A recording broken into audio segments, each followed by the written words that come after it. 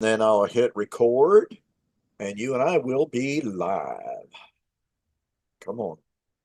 Come on, YouTube.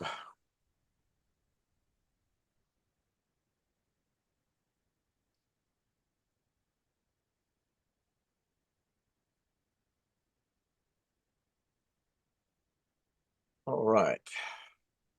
Go back to Zoomy. And I'm going to hit record.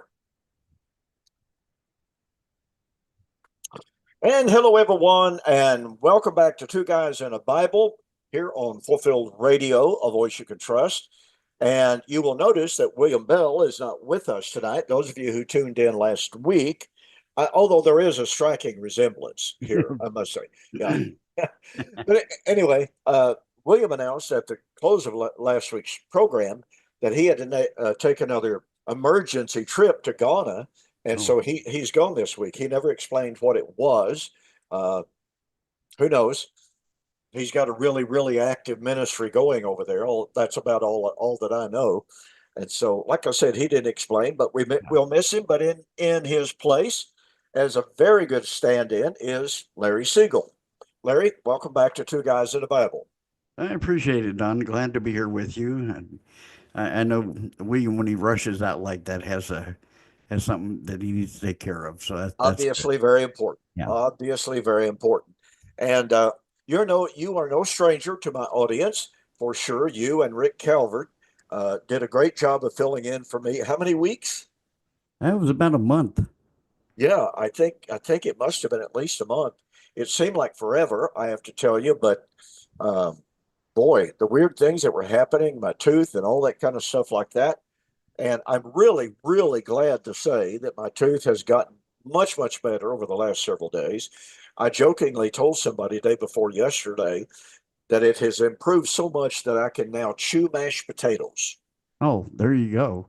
I'm telling you, that's a radical improvement over what it was. I've No, had some of those same experiences. I get that. As long as it's tooth decay and not truth decay, we're fine. exactly.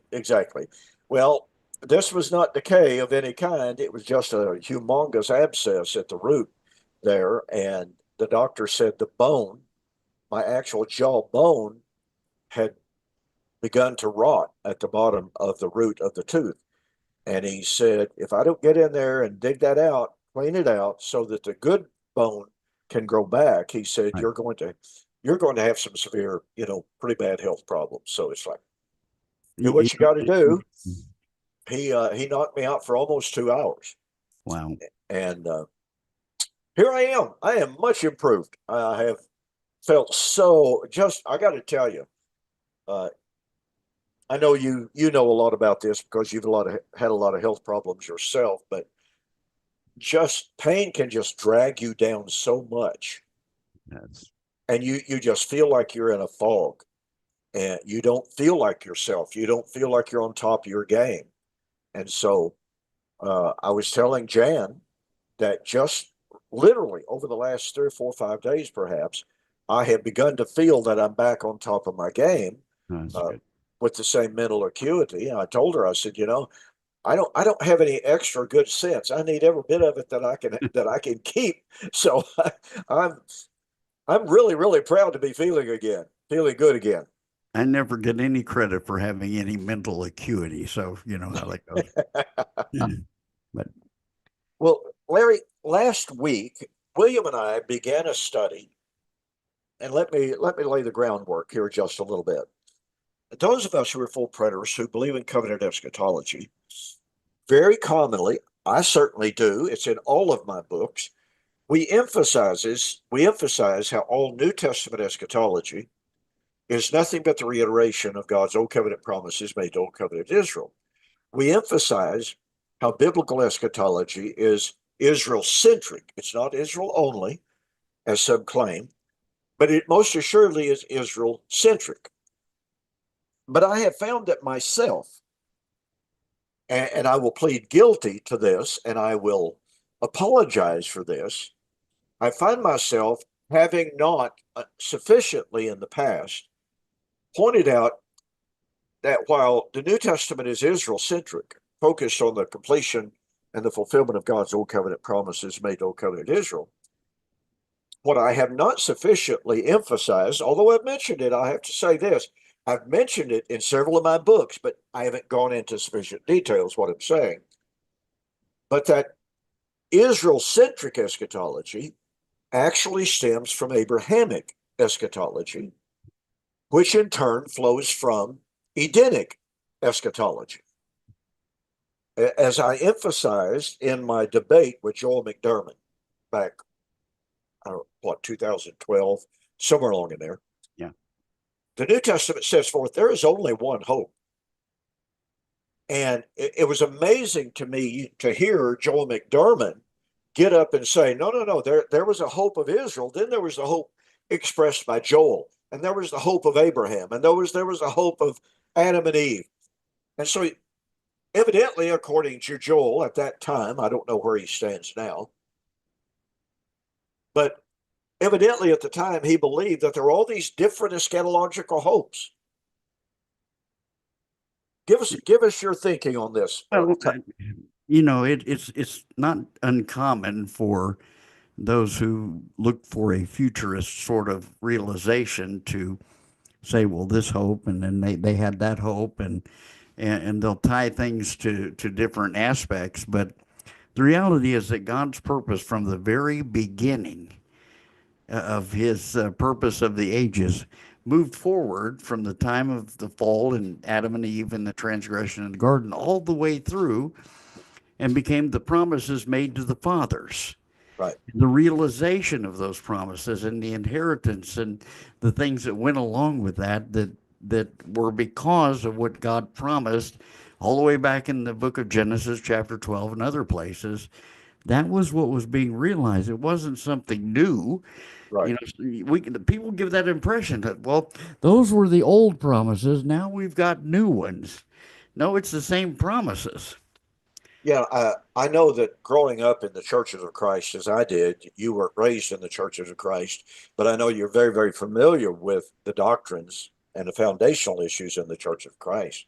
I was very much taught this was just part of the warp and woof of amillennial Church of Christ doctrine. Yeah. God was through with Israel at the cross. And beginning on Pentecost, he's got a whole brand new set of promises. And so I'll never forget Indianapolis. I've forgotten what year it was. I believe it was 2008, somewhere along in there. I debated John Welch, Church of Christ minister. And he got up and had a chart with a quote from me that said, all New Testament eschatology is nothing but the expectation of the fulfillment of God's old covenant promises made to old covenant Israel. There are no new eschatological promises in the New Testament. And he get up, and there were way over 200 men there present at that debate. I don't know the exact number, but the building was completely cram-packed full. And he said, can you imagine any Church of Christ preacher say anything so ridiculous in all of your life? I've never heard of anything so ridiculous. Well, I produced some charts, overhead charts, giving citations from Peter, from Paul, from John.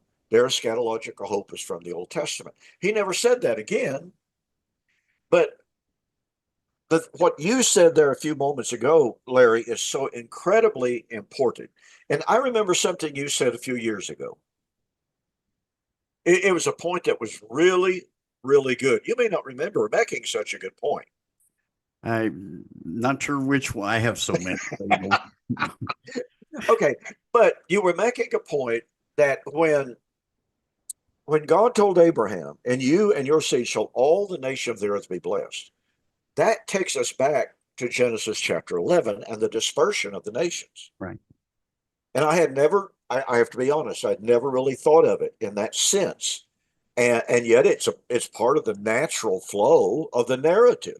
You have the dispersion of the nations, the cursing, as it were, of the nations. And now here's the promise that God is making that he's going to bless all nations. And of course, there was no nation of Israel at the time. He's going to bless what we today would call, quote, pagan nations, what have you. But by the way, there's a real interesting point. I don't want to get too far afield on this, But this is a really, really interesting historical, archaeological, anthropological point. Lots of other words you could use, I suppose. But when it comes to the development of language, it's absolutely fascinating to me that linguistic experts tell us that known languages literally burst onto the scene all of a sudden. Yeah. And you have the Akkadian language, you have all of a sudden the Sumerian language, or the Sumerian they believe flowed out of Akkadian. Right. But the point being, we don't have a history of all of these different nations with all of these different languages. They all these different languages, according to some biblical scholars that I've hardly listened to, say all these different languages just boom. Well, I wonder where that came from. Genesis chapter 11. That was the Big Bang right That there. was the I don't know if it's the Big Bang, but it was a Big Bang. The, And the the thing is, when you look at, you and Mike have been doing a study of Deuteronomy 32, yes, where it says that, God divided the sons of God from, or divided the nations by the sons of God, and then it says that Jacob was his portion. There was the differentiation between Genesis 10 and 11 and Genesis 12. that's exactly right. We never developed that, although we discussed it privately, but that's exactly right. And so, with that background, what I told William, I thought that it would be very, very good to begin to develop here on Two Guys in a Bible the concept and the idea that before we have Israel eschatology, we have to examine Abrahamic eschatology, because again, there is but one hope. And so we begin in Romans chapter 4, which is a really, really good place to begin a study of Abraham and his justification before God, being given the promise, interestingly enough, of what? That he would become the heir of the world. Yep. And it's the Greek word cosmos. And so these are really foundational concepts about the Abrahamic eschatology. So, Larry, why don't you read? Oh, I don't know, Romans chapter 4. What do we do? What do we say? Uh, all the way down through verse 8. Romans 4, 1 to 8. I'm reading from the ESV. What then shall we say was gained by Abraham our forefather according to the flesh? For if Abraham was justified by works, he has something to boast about, but not before God. For what does the scripture say? Abraham believed God, and it was counted to him as righteousness. Now, to the one who works, his wages are not counted as a gift, but as his due. And to the one who does not work, but believes in him who justifies the ungodly, his faith is counted as righteousness, just as David also speaks of the blessing of the one to whom God counts righteousness apart from works. Okay. So he segues, obviously, from Abraham to David, but there's a single line of thought: justification by faith, and how Abraham came to be a man accepted by God, blessed by God, and given the promises of the inheritance. Yeah. That inheritance, in your estimation, how can we most succinctly define the eschatological promise that God made to Abraham? Obviously, it's righteousness right here that's included in it, but is that the totality of what Abraham was promised when we speak of this eschatological promises, especially? Well, he was promised, it's amazing when you read the entire chapter and see the depth that he goes into it. And William Bell, when he wrote his little book on Galatians, Oh, the theme of that is inheritance. And yes. first century believers understood the concept of Abrahamic inheritance as what they were waiting to receive, the hope of righteousness, Galatians 5:5, and so on. But it was all paramount for them. I mean, it says here Abraham would inherit the world, but we understand how that takes place is God would bring people together in the one body and bring heaven and earth together. Ephesians chapter 1 verse 10 and other verses. Yeah, I wanted to go to Ephesians chapter 1 because Paul said that it was God's eternal purpose. This is what God always planned. This goes back to what you were saying a few moments ago. The eschatology of Israel didn't just pop up out of nowhere. The New Testament eschatology didn't pop up out of nowhere. This is one single hope that goes all the way back to creation. And as Paul says, that it was God's eternal purpose that in the dispensation or stewardship, in the dispensation of the fullness of time, he would gather together all things in him, both which are in heaven and which are on earth, in one body. Now, there is as fine a declaration of God's eschatological intent as we could ever find. And it's all about fellowship. Yeah. And I would say, get your thoughts on this, I would say that not only obviously is Ephesians chapter 1 based on Abraham, obviously, but it goes back all the way to the garden. Because in the garden, man was alienated from God. Heaven and earth were alienated. Some of the ancient rabbis used to say, on the day that man sinned, on the day that Adam and Eve sinned, an iron wall was erected between heaven and earth. Yeah. That would only be torn down when Messiah came. And Well, God will restore that fellowship that had been lost. exactly. That's all, and again, that's what Ephesians chapter 1 is all about. And it's kind of strange that, and I'll use what's known as a negative fallacy here, but to point out what some of our adversaries like to do nonetheless. It's kind of interesting that in focusing on God's eternal purpose, which he purposed in him before the foundation of the world, Paul says that God's eternal purpose was to restore that fellowship between heaven and earth. Not a word about a literal physical new creation, new heaven and new earth. You know, nothing said about restoring bugs, slugs, and mosquitoes to some kind of Edenic purity or Edenic state. I really don't know how you could improve on bugs, slugs, and mosquitoes in an Edenic world. Maybe I'm just not thinking well enough. But but the point being that this is the goal from Adam and Eve, through Abraham, through Moses, to Christ. I believe that that's what, Paul is building on here. Oftentimes people generically look at Romans 1:18 and following as a generic event. No, that's Genesis 10 and 11. That's Yes, it is. setting those nations aside. Now, he wasn't going to leave them there abandoned forever, but he set them aside, chose Abraham to bring Israel into being and to regather the nations that had been set aside. And there's a very, very subtle, but I think important reflection of this very thing in Israel's feast days. Now, ancient rabbis said, that there were 70 nations going all the way back to, Genesis chapter 5, 6, et cetera, et cetera. Those are the nations that are dispersed in Genesis chapter 11. So here's what happened on the day of Sukkot. Not the day of Sukkot, but during the feast of Sukkot. Right. They increased the number of bulls to be offered every single day, and there was a total in the 7-day feast of Sukkot.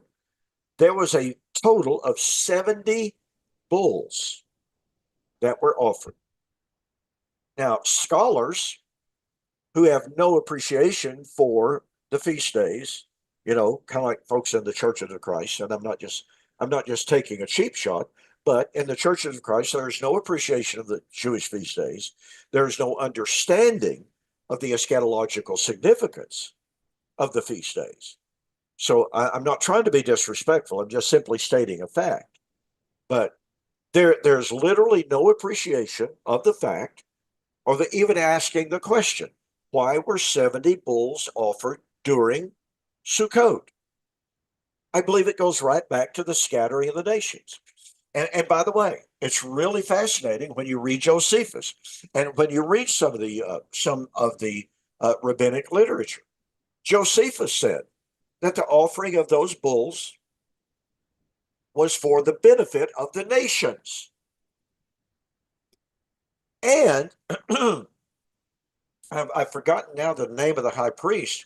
When the sacrifices ended inside Jerusalem, there was one of the priests spoke up, and he was speaking up against the zealots who caused those sacrifices to be ended. And he said, "No, no, no, you don't understand." To roughly paraphrase in Oklahoma language here, he Right. says, "You don't understand. If we do not offer these sacrifices, number one for the emperor, and if we don't offer these sacrifices for the nations are doomed, Mhm. and we are doomed because what we do here in offering these sacrifices is for the benefit of the world." And And this completely collapses the idea that God chose Abraham and Israel only. oh, mercy! You I know, mean, and it's exclude. devastating. The fact is, God never forgot about those nations. That's right. He still had them in his heart and wanted to regather them. And, And and and that's why what you said just recently that I was pointing out when you said that God was intending to reconcile the nations to him going back to Genesis 11. That's why it resonated so well with me. And I just thought, and I still do to this day, haven't changed my mind. I thought it was a fantastic point. And I tell people every once in a while that you very, very commonly, very often come up with that kind of tidbit that just resonates so well with me, and just it just makes me go, okay, wow, I wish I'd have thought about that. well, like yourself, I'm a collector. I hear this over here, I hear that over there, and you put all of the little pieces together, and it fits beautifully. That's not. I didn't come up with that view originally. But at the same time, I can see how it fits into the eschatological scheme of things in the scriptures. Well, look, like you said, we're collectors and we're all thieves. Yeah, we have no original thoughts. Yeah, we have no original thought. A couple of years ago, as I was studying the feast days, I was sharing some of the information with my friend Doug Wilkinson. Yeah, Doug's a real good student. And so I shared a bunch of information on the feast days with him, and he had not seen it. He had not seen what I had seen. I don't know how much he had studied them separate and independent from me, but he hadn't seen what I shared with him. And he wrote back, and it had just blown him away. And he said, "Don, I am just staggered here." I'm paraphrasing, but he said, "This really makes me absolutely convinced that the feast days are the Rosetta Stone of eschatology." And I yeah, wrote back and I said, "You can consider that stolen. right. I'm going to use that." uh, I wish You I'd have thought about that. Don, what I really wish is that those who are on Facebook and other places that we correspond with and intermingle with, I wish they had had the opportunity to have the foundational studies that we were doing back in the late 80s and all through the 90s when we were having the seminars out here in Warren and so on. Yeah. Those were times where we just opened the Word to find out what God had to say about something. There wasn't no bickering, no arguing, nobody trying to build their own kingdom. It was just let's sit at the feet of Jesus and the Word and find out what it means. And we still do that in our separate Right. camp, so to speak. You Sure. know, I mean, I tell people all the time, I am absolutely nothing but a student of God's word. I don't claim to be anything else. I don't claim to be any final word on anything. I learn constantly. And I have said this many times. Brother Dallas Burdett, wonderful, wonderful man, tremendous student of the word. And I haven't spoken with Dallas in a couple of months now. I know that his health has been failing, but nonetheless, he and I, before he had his wreck, I know you're aware of that. That was a year and a half ago, maybe. we would speak several times a week. One of the things that Brother Burdett and I would talk about was the joy of learning, the Amen. thrill of understanding just another little tidbit of God's mind and digging just a tiny bit deeper into his wisdom. And, Dallas Burdett gets up, he did, around 3 or 4 o'clock of the morning, and he does nothing but read for 3 or 4 hours. Yeah. And I mean, that shows in his writings, in the depth and in the depth of his thinking and what have you. So that's where I'm at in my own learning. And I can tell you, I'm writing this book right now and entitled The Mystery of the Millennium Unveiled. And I can tell you, I have been doing some research, some writing, and some discovering in regard to the subject of the millennium. I have scoured my library to find anyone who's written on it. And I'm not going to claim it's original because I'm pretty sure someone somewhere at some time wrote about it. I'm real sure about that. It's just that I haven't stumbled onto it.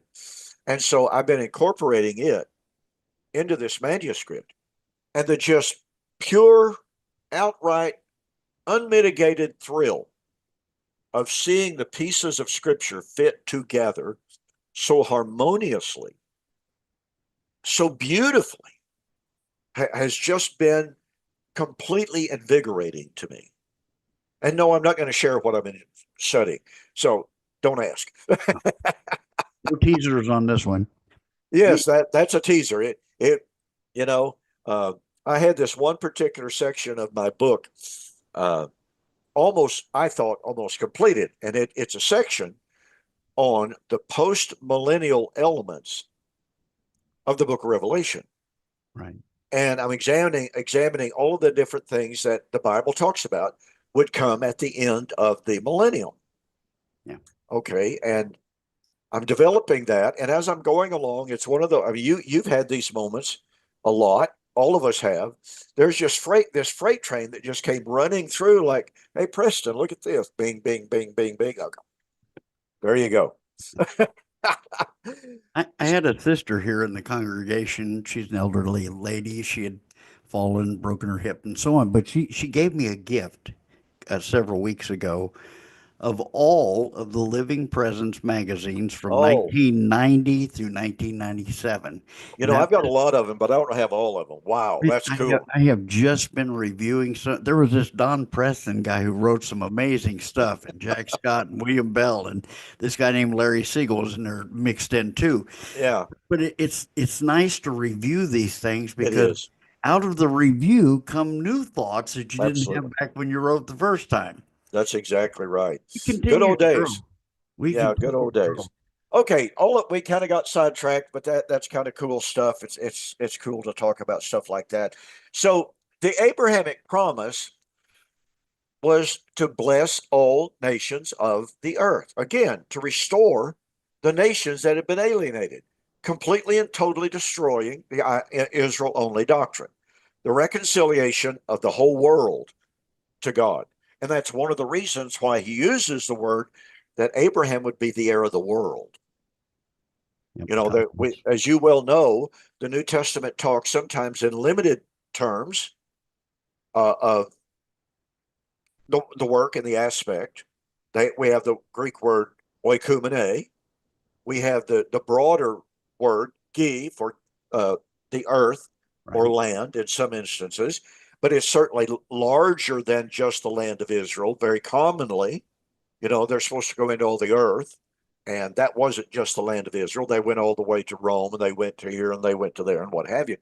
But the word cosmos, likewise, can have a more limited nuance, but then sometimes it has a more comprehensive nuance as well. Right. And this is why we constantly harp, emphasize proper hermeneutic, that you cannot take one definition of a word and arbitrarily impose it on every single passage in which it appears. And we use the word world that way also, whether we're talking about the planet or if we say, in my grandfather's world, Oh, yeah, talking about their generation, their time. It depends. The usage determined by the context. exactly. Oh, So Abraham was chosen and promised that he would be the heir of the world. And that included righteousness. Well, why is that? Because back to Genesis chapter 10 and 11, the world became unrighteous. So Abraham was going to be that seed through, or produce that seed through whom the blessings would come to that world. By the way, Noah played a part in that as well, but not just Noah, that is his offspring. Let me turn back here and see if I can.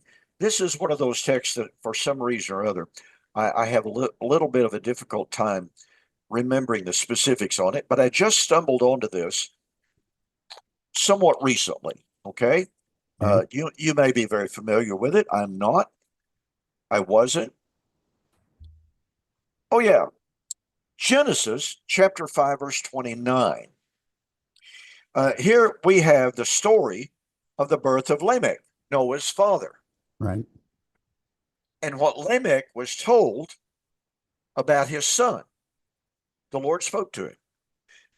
Genesis 5:28.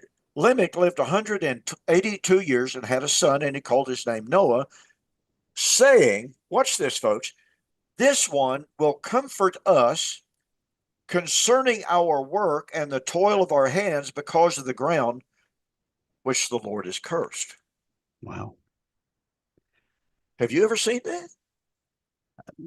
I've read that chapter 100 times and hadn't paid that much attention to that. So, That's exactly the way. Maybe I've read it 1,000 times. right. Noah was supposed to give a degree. I don't know how much.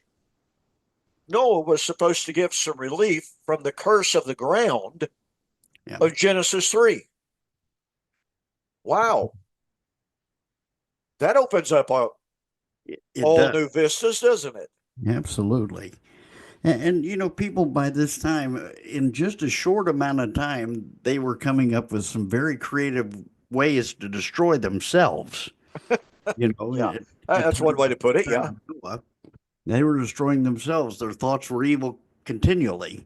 exactly. And you wonder, Yeah. how could that be just a short period of time from Adam? But it was, Well, and it was not only then, it was during the time of the Exodus, right? in which Moses would lament, but because every time he turned around, they were moaning, they were groaning, they were grumbling, griping, and complaining about, well, you brought us out here and we don't have any food, we don't have any water, and at least back there in Egypt, we had onions and garlics and leek. Now, why anybody would want to go back to that, I don't know, Right. but personal choice.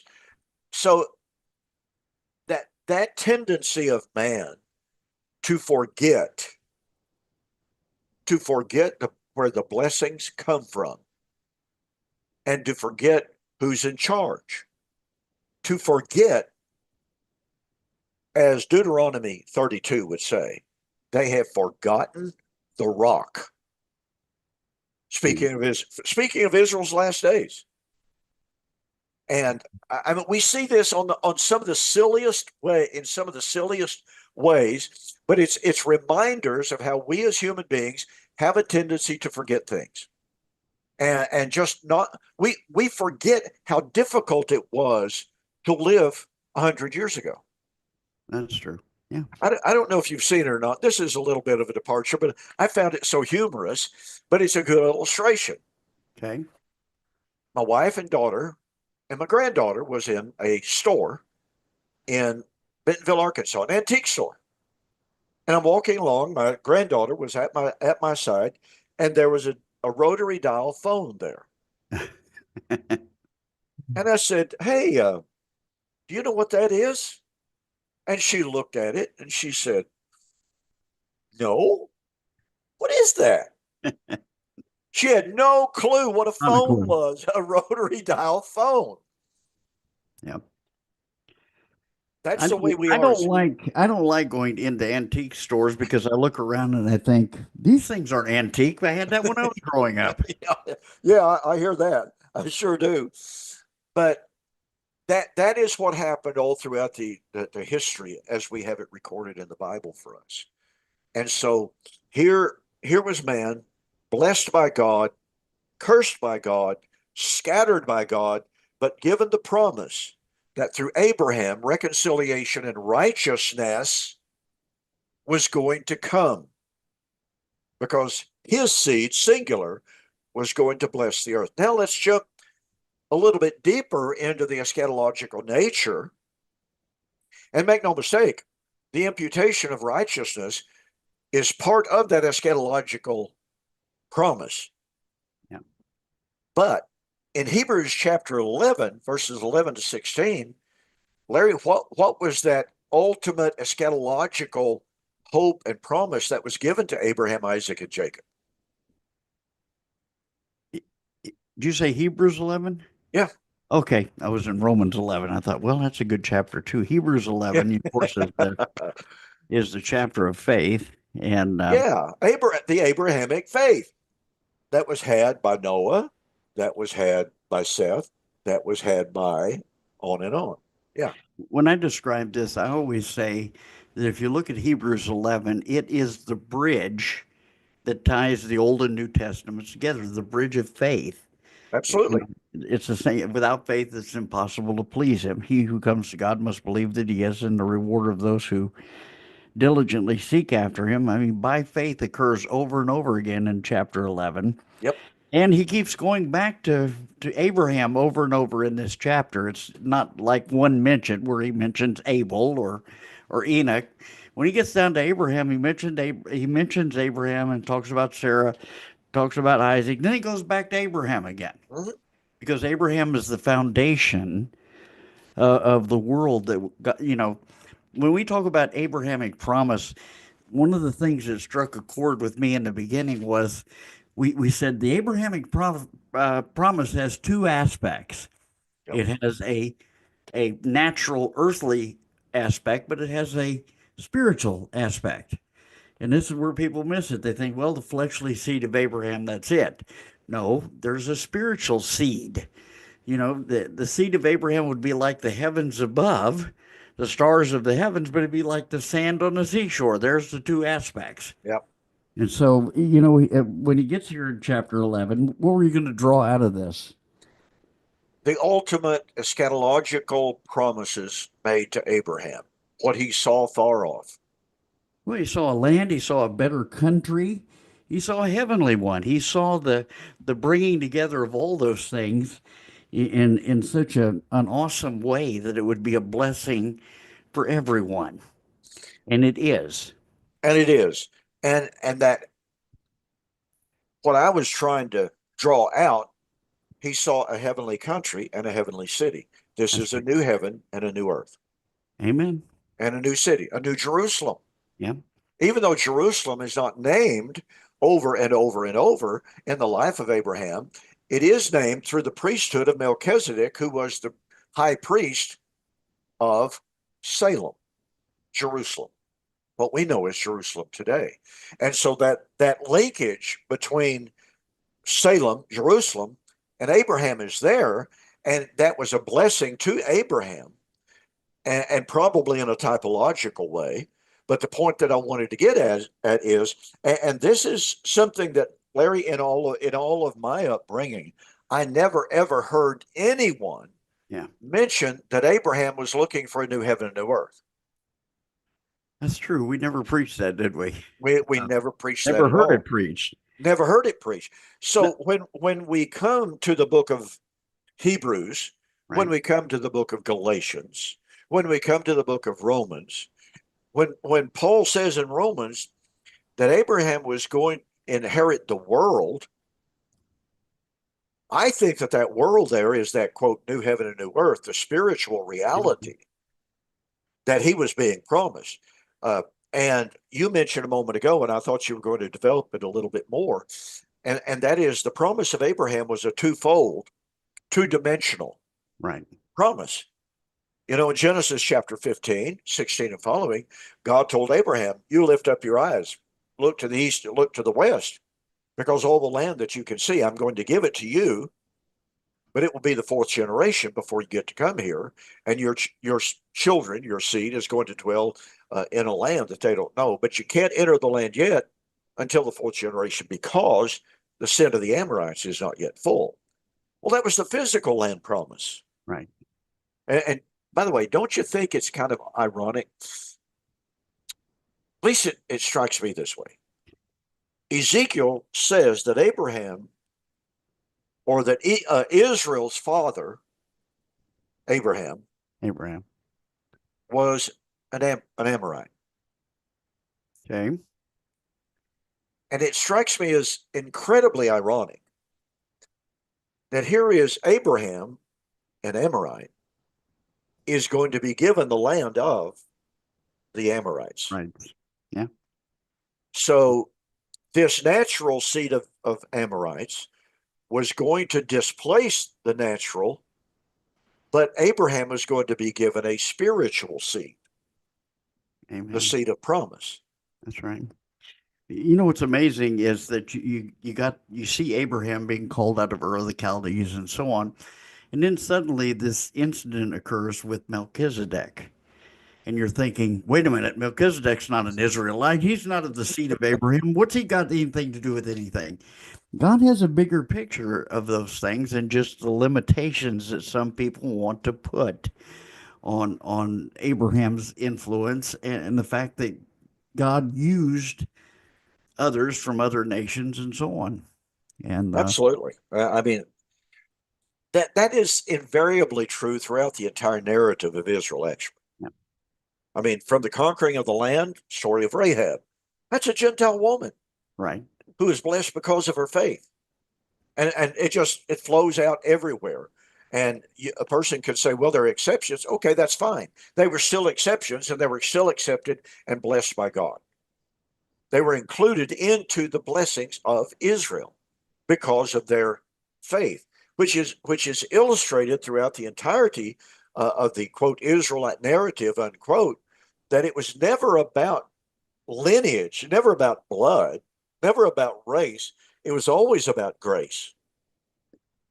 Anyone that wanted to join themselves to Israel, obey Torah, keep the law, be circumcised as a man, and baptize themselves, yeah, they received the full blessings of Israel. They were counted as native born sons. And this is what is missed by so many people today. Because I've been, as you know, I've been going round and round and round with a bunch of the Israel only people lately. you know, And they say, well, yeah, they could live there and they could receive some blessings, but they were not part of the covenant. Well, if they're native born sons, and if they're blessed, and if they have God in their hearts, and if they are in God's heart, by the way, and if they're loved by God, which God said they were, right, God said he loved the alien.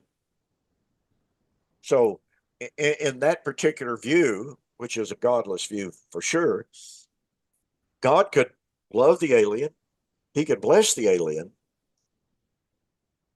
he could have the alien in his heart, he could give the aliens a name better than sons and daughters.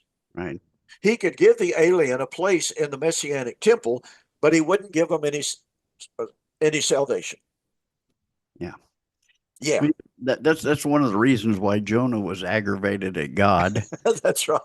because he went and preached there, and guess what? They repented, Yep. and God withheld his judgment. Yeah.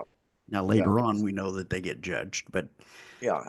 Well, I had one person tell me, well, yes, they were guilty of sin, and God punished them for their sin, but he never held them accountable for that sin. that doesn't make good nonsense. Does not make good No. nonsense. Okay, so back to the Abrahamic Yes. inheritance. Folks, what we shared with you here, we have this two-tiered, two-dimensional nature of the Abrahamic promise. First of all was the land promises. And I suppose, Larry, it would be good for us to talk about the question of whether or not Abraham and his seed ever inherited the physical land promises. Because we live in a world, as you well know, in which our dispensational friends tell us And I've got all sorts of dispensational books on this shelf right back here behind me right now.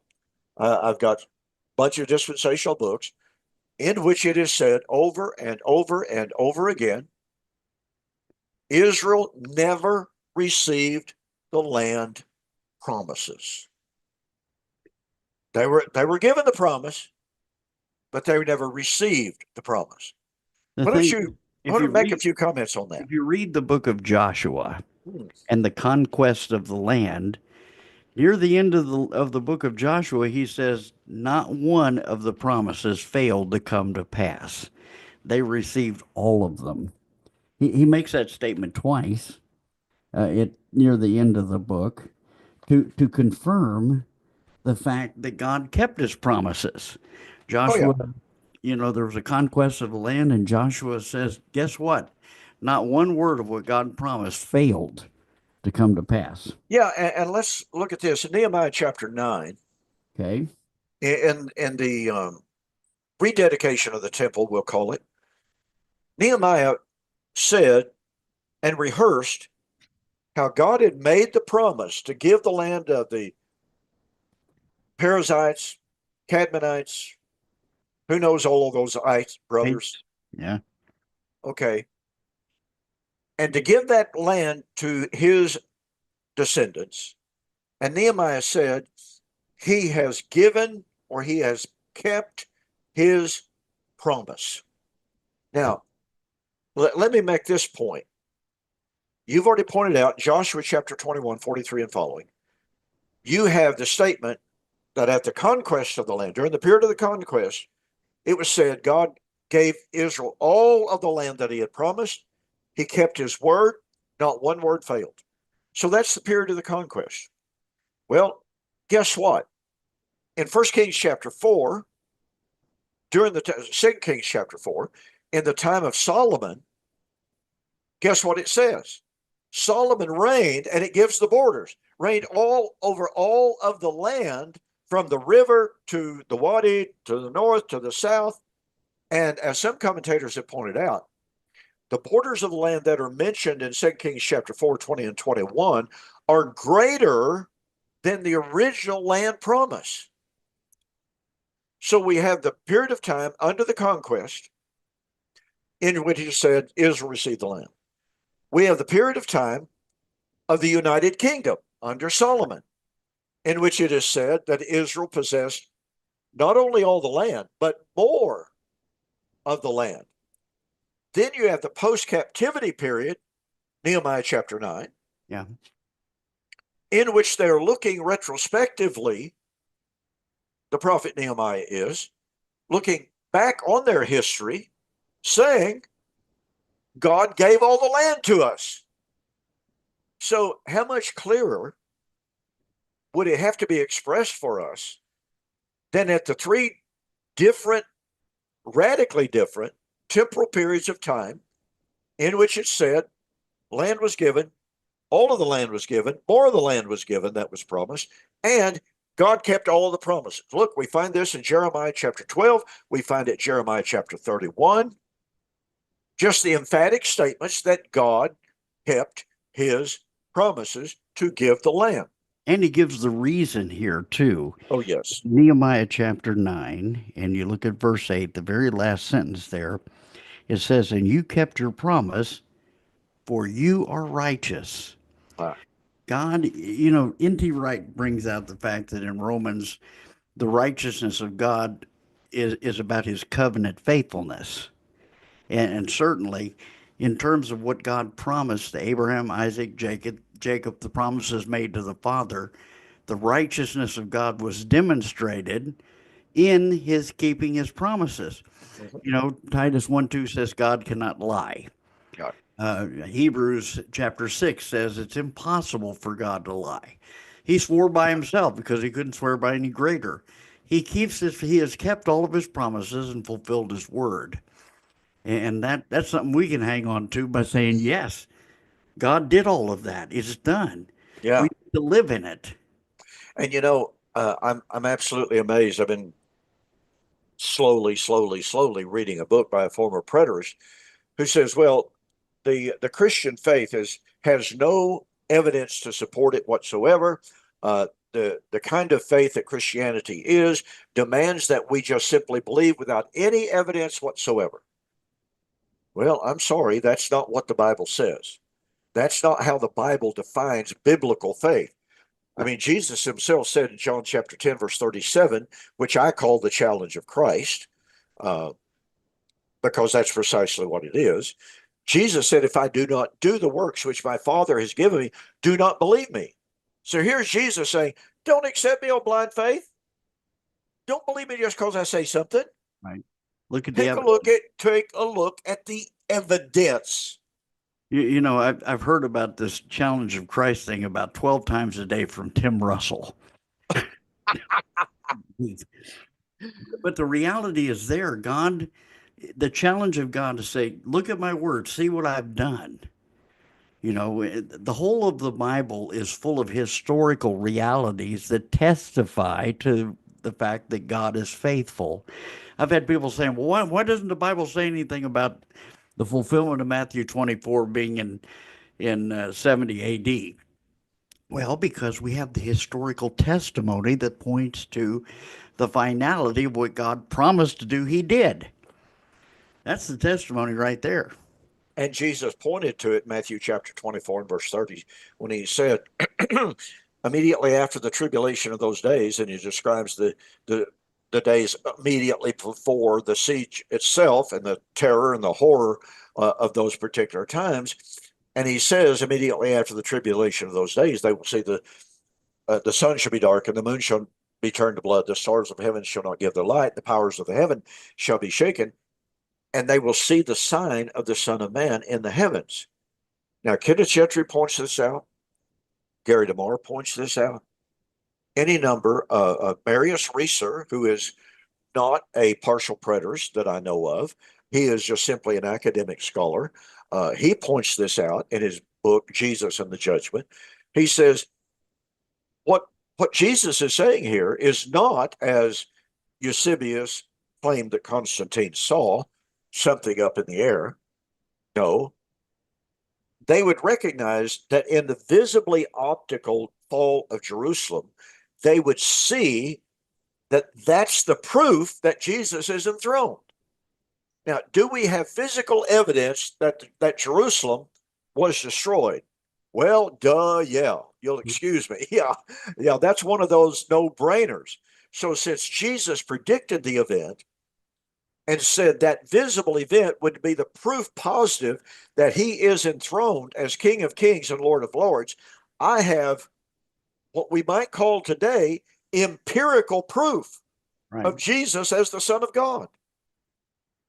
And by the way, my question has always been this, Don. If they come, the disciples approach him privately and say, what will be the sign of your presence or coming and of the end of the age? If it was going to be physical, personal, dramatic, with all the things that people attribute to it, why would they need a sign?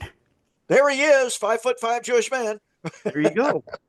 Yeah, I I have pondered it, how people just simply get so sidetracked on the materialistic physicality of the so-called Christian hope. When over and over and over in my debate with Richard Carrier, if you remember that, if you watched that, Richard Carrier says, well, the Jews of Jesus' day had this expectation of physical kingdom, whipping the Romans, physical resurrection, and Jesus shared the same hope. Well, I knew he was going to say that, but that's absolutely blatantly false. Yeah. Jesus categorically, as I said repeatedly in that debate, and Dr. Carrier just simply ignored what I said, Jesus and Paul categorically rejected the standard, widely accepted views of eschatology of the day.